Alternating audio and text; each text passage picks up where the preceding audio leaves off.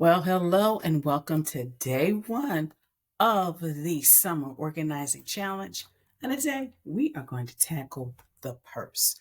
So, the first thing you need to do, and I know it may be a little uncomfortable, but it's just basically take out everything like the little cosmetics bag, maybe the book you've read. Of course, I always keep a fan in mine just in case, eyeglass, sunglass case, wallet, and then all the stuff that drops at the bottom. For example, I think this is an empty lotion container. What else we got down here? We got cards, library card, IKEA card, receipt,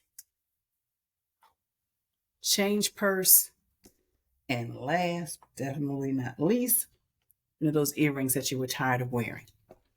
And of course, it is empty. So now what you do is you actually put the things back in that you're going to use.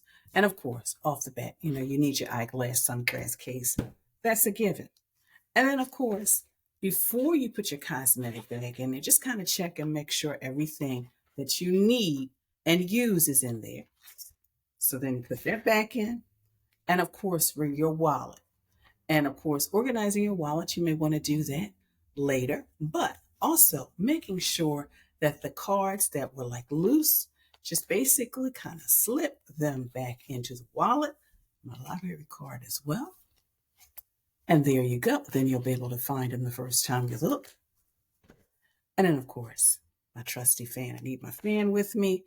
And of course, my change purse. Now you're probably saying, well, Jen, did you put everything back? Not exactly, because I've read the book. This is empty, so that can be recycled. This receipt needs to go where my receipts go, and the earrings need to go where they go. So in all, that took us less than 3 minutes to tackle our purse. So stay tuned for day 2.